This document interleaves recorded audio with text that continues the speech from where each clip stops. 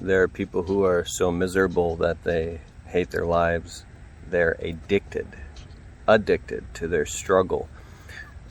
Think about that. Addicted to the struggle, to the story that you're telling yourself day in, day out of why your life sucks, why you can't have what you think you want, why you don't have the career, the money that you dream of, maybe the health or the relationship that you dream of having, and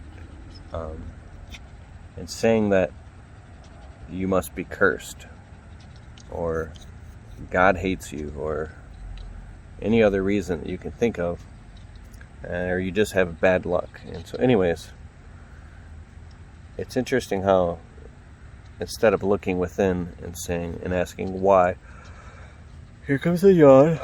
The yawn is the resolution. Even when the person does look in to ask why, the ego blocks it. The ego is terrified of annihilation and death. The ego wants to hide in the dark, hide in the suffering, because once it's exposed to the light of truth, it has no choice but to dissolve, because everything that is exposed to the light becomes the light, and the ego thrives in the darkness. So if you shine light on the ego, or shine light on the truth, really it takes responsibility, which can be uncomfortable. It can be some pain. It's letting more energy and more flow in, more love, more light, more truth. And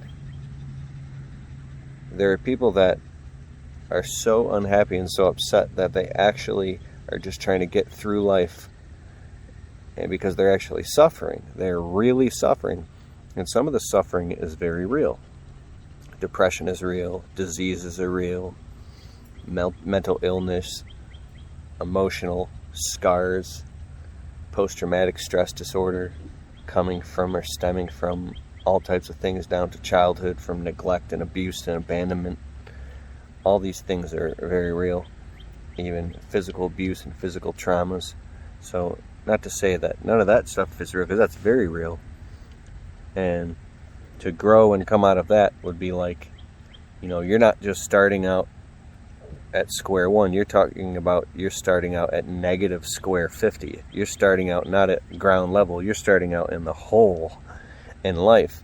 And so just with dealing with all of the daily struggles and stresses of life, of having to, run on the rat wheel to work to pay bills and feed yourself and cook and clean and pay your car insurance and keep gas in your car and the house clean and deal with all your family issues and dramas. You might have family members and friends that are drug addicts and alcoholics, or have mental or physical disabilities where,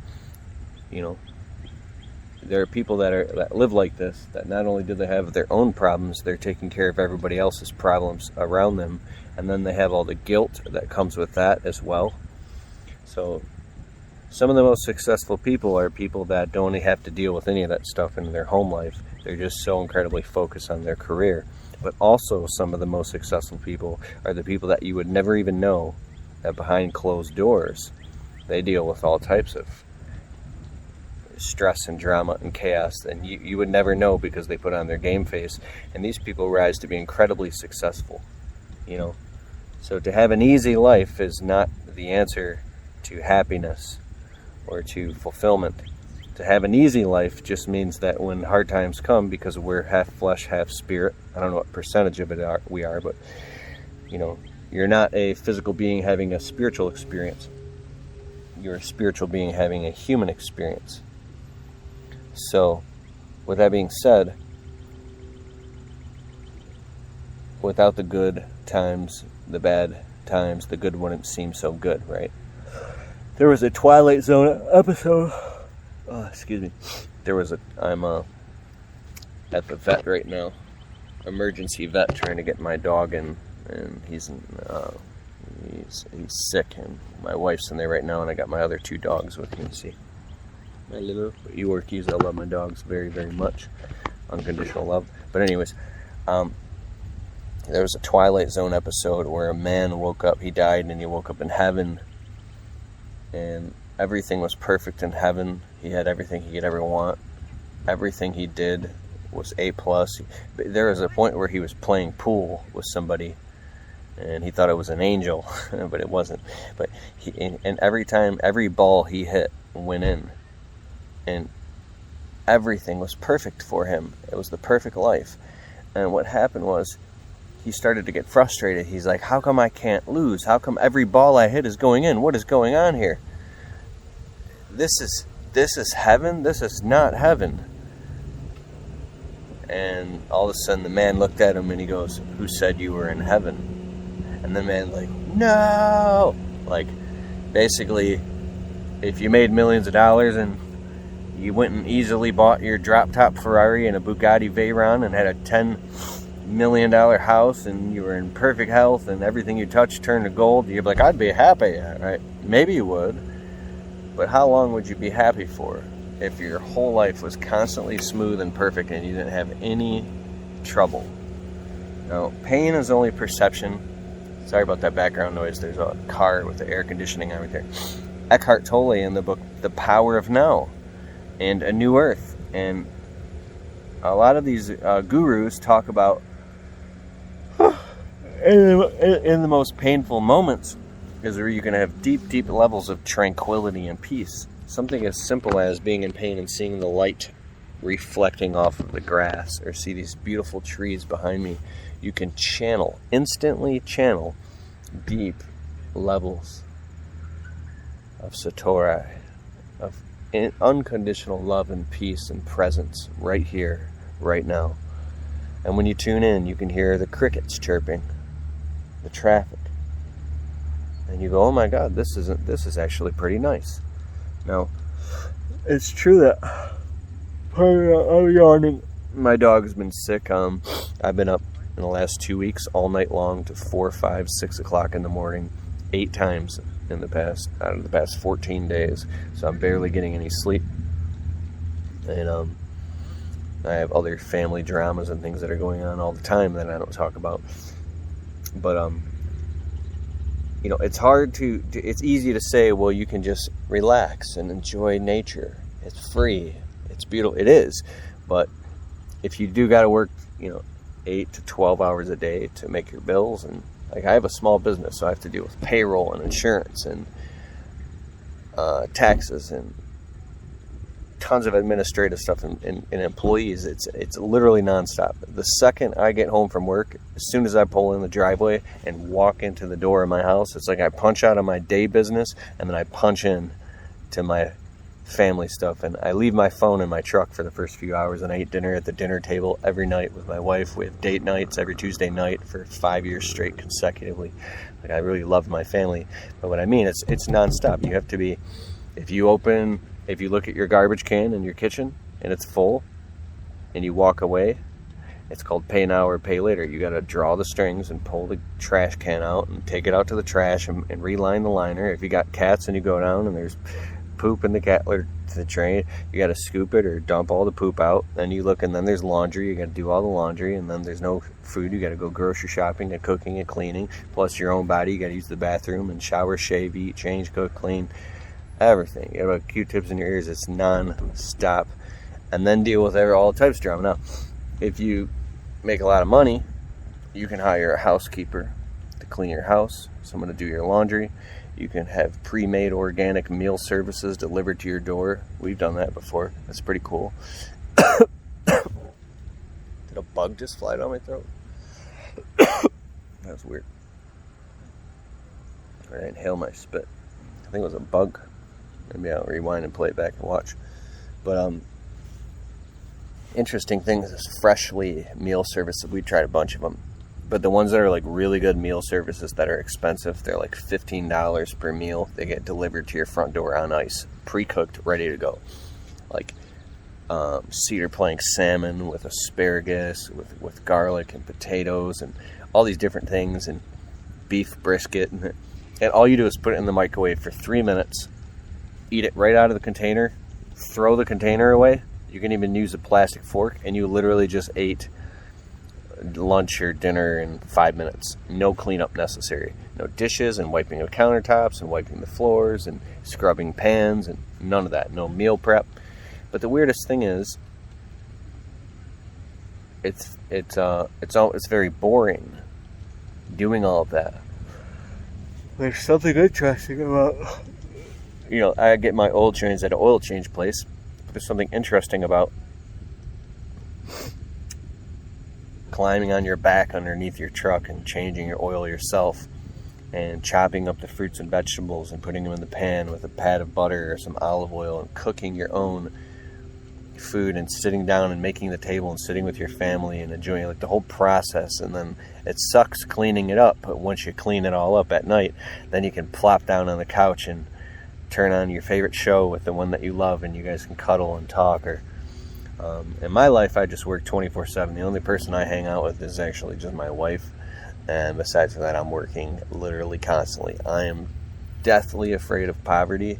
I grew up in poverty, and I'm afraid of getting to the point where I can't work and don't have any investments that produce income producing, cash flowing assets, things like that.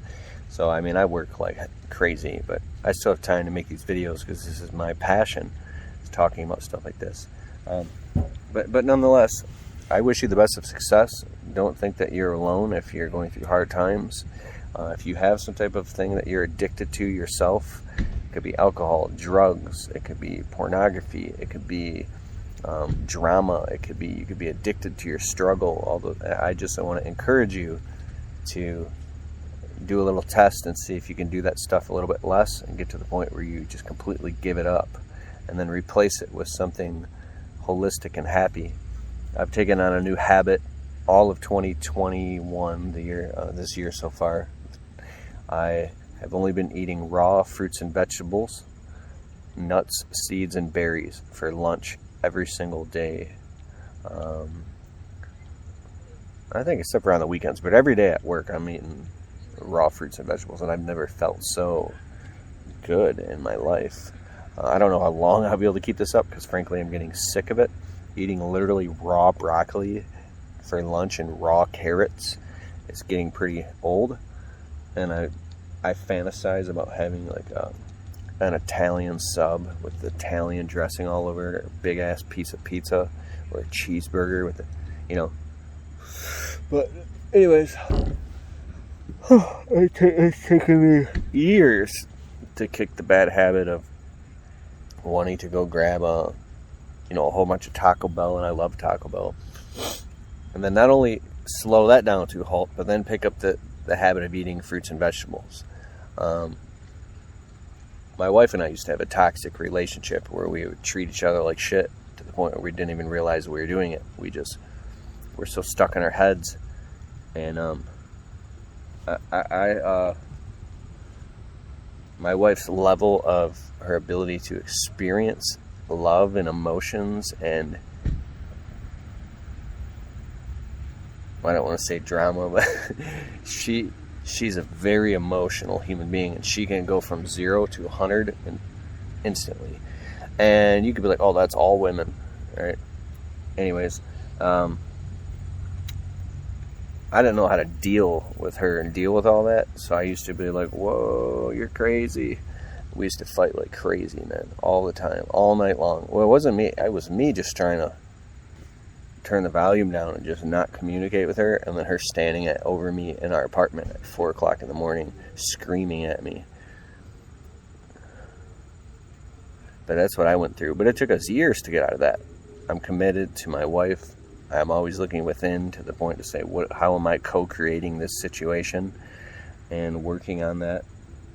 And now we're having our 9-year wedding anniversary in 2 weeks, and I'm super happy. But I wouldn't be able to experience this love and joy if either of us threw in the towel or quit or gave up. My landscaping business right now, it's a lot of work, dude. I thought at this point it would be a completely automated business, and I would just be sitting on a beach on a laptop. That's not happening at all. We're going through this weird labor issue right now, where I was not out of the field, but out of doing the physical labor. And now I've been back in the field for 3 weeks, working my guts out, and I actually like it. It's weird. I'm happier when I'm doing the physical work. Isn't that odd? But my landscaping business was hell for like the first 5 years. not only building up a healthy clientele, but raising my self-worth and my value and understanding why I need to charge what I need to charge, and all the mistakes that you make when undercutting yourself and not charging the right amounts and not knowing how to do the work efficiently enough and getting systems in place and overreacting when things happen because you haven't been used to that before. Now in my business, it's like everything for the most part is pretty smooth because there's nothing that surprises me anymore because I've been through a lot of it, and now I know what to expect, and the stress levels are a lot lower, right? So I think experience and wisdom comes when you do something and you've been through good times and through bad, and then through good, then through bad again, then through good, then through bad. And then you learn this thing ebbs and flows. I got a buddy, it's funny, a client who actually became a real friend. I don't really call a lot of my clients friends. He's been in the restaurant game for many years. He said, "Oh, that's how business is. It'll get real good, then it'll get bad, then it'll get real bad, then it'll start to get good again, then it'll get bad, then it'll get really, really bad, then it'll get really, really, really, then it'll get amazing, and then it'll be incredible. Your business will be, oh my God, we're getting rich, and then it'll get really, really bad, right? Then it'll get a little bit good, then it'll get worse, then it'll get so bad you're about to go out of business. You're like, what's going on here? I thought everything was going great. Now I'm about to go out of business, and then it gets even worse. Then you're hanging on by a thread. Then little by little, it just starts to get good again. Then it starts to get good. It starts to get better. Oh, now it's steady again. It goes down a little bit, and you're like, but then it goes back up. It's like,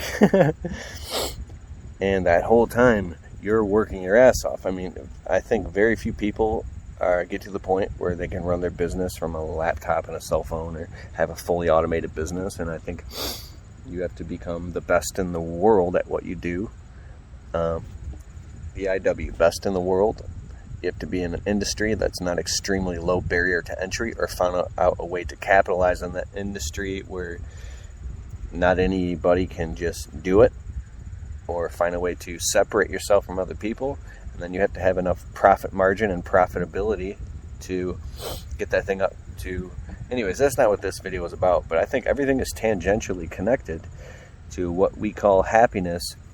And I think the reciprocal of that, which would be depression or apathy or giving up, is you feel anxiety or depressed when you are not in your life where you thought you should have been by now. You thought you should have been way farther ahead in your life by now, and you're not there. That's when you get really upset and become discouraged. And the spirit of discouragement is really tough. I spent years of my life fighting like hell to make things happen, and nothing would happen. I've been discouraged. I've been depressed. I've never given up. I've been so discouraged and depressed that I've came home from work every day for 2 weeks and took a shower, ate dinner, and went straight to bed and laid to bed scrolling on my phone, just completely in apathy and depression, dragging my ass through the days, just trying to just keep the money coming in to keep the bills paid, and didn't have any more energy to do anything else. And you think, how the hell are these other people becoming successful when I can't even drag my ass through the day? How in the hell are these people doing this? And you know what? You will build the case around you, and it'll feel so true that you have all the reasons why you're not successful or you're not happy because of this, and this. This is crystal clear. This is why it's not working for me. And even though those things are partially true, you are still creating those situations, and they feel so real to you. They feel real. But the overarching truth is, if there's other people who have figured it out and who have done it, or are doing the same thing you're doing, or they're happy, or they're healthy, or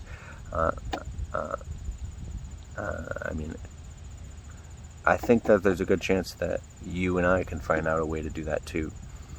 You know, the last year of my life, I've been the most happy and fulfilled than I ever have in my life. I'm 38, and I feel healthier than I've ever felt. My energy levels, my stamina, my thinking, my finances. I mean, I worked like hell and watched so many people surpass me to the point where I was just so depressed and upset. I even felt contempt for other people that were becoming successful and I wasn't.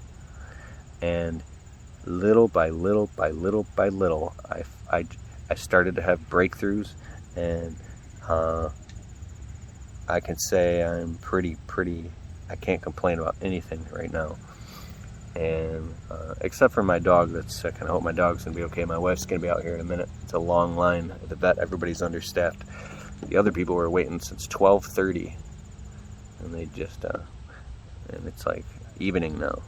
But anyways, what I wanted to say was, the only thing that I can articulate that made the difference for me, that moved me up a notch in my life and my well-being and my comfort and my lifestyle and my finances and my relationship with my family, it was one thing. I got so sick and tired of looking at everybody else and not believing in myself that I started to believe in myself. I made the conscious choice to believe in myself and go for it.